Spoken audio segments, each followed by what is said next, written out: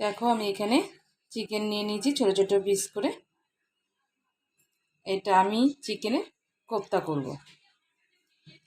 তোমরা দেখো আমি কিভাবে চিকেনের কোপ্তা করি, কোপ্তা কারি করব। দেখো আমি মিক্সারের মধ্যে চিকেনের টুকরোগুলো সব নিয়ে নেব। আমি ভালো করে ধুয়ে নিয়েছি চিকেনটাকে। এবার আমি চিকেনটা নিয়ে নিচ্ছি। দেখো আমি মিক্সারে সব কিছু নিয়ে নিয়েছি, রসুন, আদা, কাঁচা লঙ্কা, টমেটো আর ধনিয়া পাতা। এটা আমি ভালো করে এবার মিক্স করে নেব। এ দেখো আমি বেটে নিয়েছি। ধনিয়া পাতাগুলো খুব করিনি, একটু গোটা গোটা রেখেছি। একদম পুরো মাংসটা মিহি হয়ে গেছে। দেখো আমি এর মধ্যে কিছু উপকরণ দেব। হলুদ, নুন, কাশ্মীরি লঙ্কার গুঁড়ো, কাঁচা লঙ্কা তো দিয়েছি, এই জন্য আর লঙ্কার গুঁড়ো দেবো না, বেশি ঝাল খাবো না। যদি তোমাদের লাগে অবশ্যই তোমরা দেবে, একটু মিষ্টি দানা। এবার আমি ভালো করে এটা মেখে নেব। ভালো করে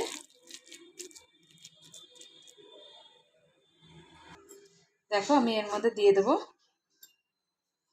কর্নফ্লাওয়ার, আর দিয়ে দেবো একটু বেসন, 2 চামচ বেসন। এবার আমি ভালো করে এটাকে মেখে নেব। দেখো আমি কড়াই পেতে নিয়েছি, আমি তেল দিয়ে দেবো একটু। দেখো আমি তেল দিয়ে দিয়েছি, তেলটা গরম হতে হতে আমি কোপ্তাটা ভেজে নেব। দেখো এইভাবে গোল গোল করে নেবে। আমার এখনও করা হয়নি, কমপ্লিট করছি। এই কটা আমি তেলে দিয়ে দেবো ভাজার জন্য। দেখো তেল গরম হয়ে গেছে, এবার আমি বড়গুলো দিয়ে দেবো। তোমরা এইভাবে কোপ্তা খেয়ে দেখবে, চিকেনে ভীষণই ভালো লাগে।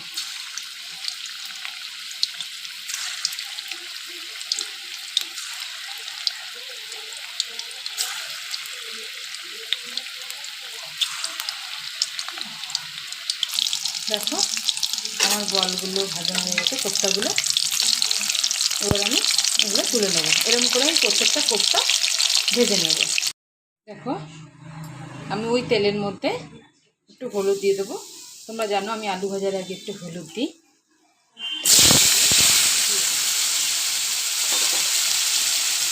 দিয়ে আমি আলুগুলোকে ভালো করে ভেজে নেব।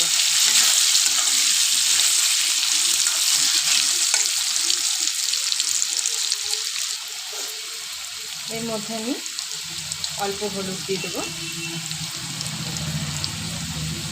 অল্প নুন দিয়ে দেবো।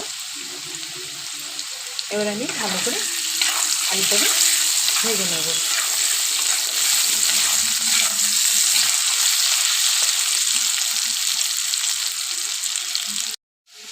দেখো আলুটা ভাজছি, আমি এবার আলুগুলো সাইড করে দিয়ে দেব।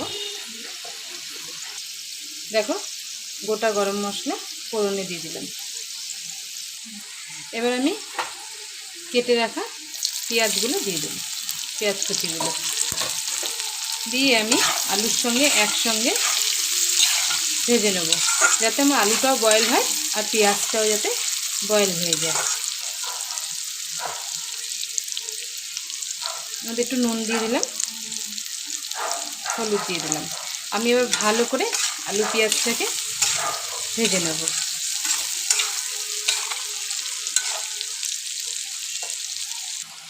দেখো আমার আলুটা পেঁয়াজটা ভালোভাবে ফ্রাই হয়ে গেছে।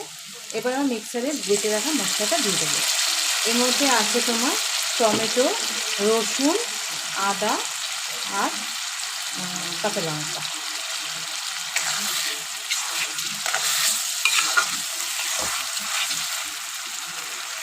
এবার আমি এর মধ্যে দিয়ে দেবো অল্প হলুদ, কারণ আগে প্রচুর হলুদ দিয়েছি আমি। লাল লঙ্কার গুঁড়ো,